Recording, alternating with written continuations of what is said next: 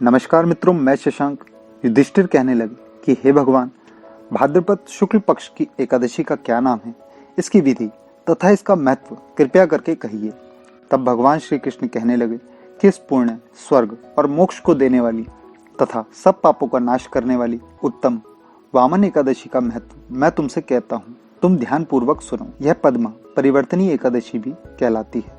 इसका यज्ञ करने से वाजपेयी यज्ञ का फल मिलता है। पापियों के पाप नाश करने के लिए इससे बढ़कर कोई उपाय नहीं है। जो मनुष्य इस एकादशी के दिन मेरी वामन रूप की पूजा करता है, उससे तीनों लोग पूज्य हो जाते हैं। अतः मोक्ष की इच्छा करने वाले मनुष्य इस व्रत को अवश्य करें।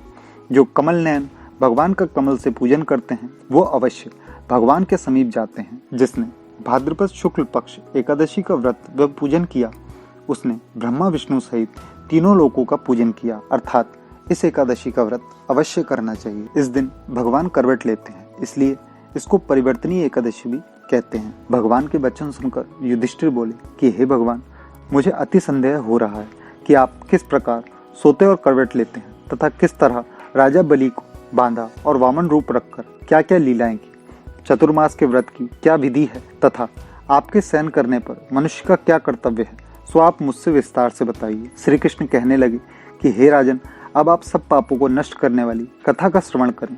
त्रेता युग में बलि नाम का एक दैत्य था। वह मेरा परम भक्त था। विधिवत प्रकार के वेद सूत्रों से मेरा पूजन किया करता था और नित्य ही ब्राह्मणों का पूजन तथा यज्ञ को आयोजित करता था। लेकिन इंद्र से द्वेष के कारण उसने इंद्रलोक तथा सभी देवताओं को जीत लिया। इस कारण सभी देवता एकत्र होकर सोच विचार कर भगवान के पास गए।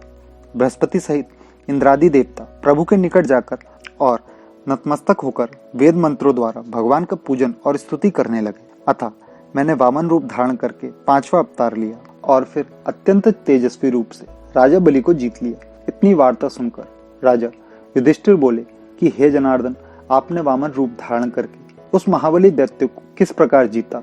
श्री कृष्ण कहने लगे, मैंने बाली से 3 पग भूमि की याचना करते हुए कहा, यह मुझको 3 लोकों के समान है और हे राजन, यह तुमको अवश्य ही देनी होगी।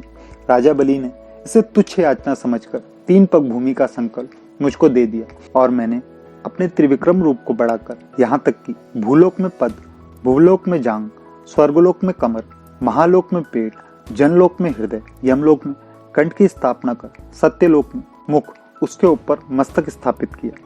सूर्य, चंद्रमा आदि सब ग्रह, गण, योग, नक्षत्र, इंद्रादि देवता और शेष आदि सब नागगणों ने विविध प्रकार से वेद सूत्रों से प्रार्थना की। तब मैंने राजा बलि का हाथ पकड़कर कहा कि हे राजन, एक पद से पृथ्वी, दूसरे से स्वर्गलोक पूर्ण हो गए।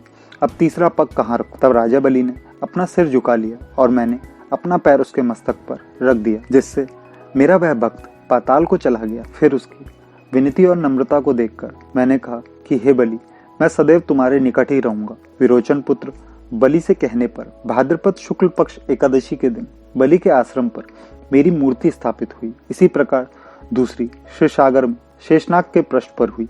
हे राजन, इस प्रकार एकादशी को भगवान सहन करते हुए करवट लेते हैं। इसलिए तीनों लोकों के स्वामी भगवान विष्णु का उस दिन पूजन करना चाहिए। इस दिन तांबा, चांदी, चावल और दही का दान करना उचित है। रात्रि को जागरण अवश्य करना चाहिए। जो विधि पूर्वक इस एकादशी का व्रत करते हैं, वह सब पापों से मुक्त होकर स्वर्ग में जाते हैं, चंद्रमा के समान प्रकाशित होते हैं और यश पाते हैं। जो पापनाशक इस कथा को पढ़ते या सुनते हैं, उनको 1000 अश्वमेध यज्ञ का फल प्राप्त होता है।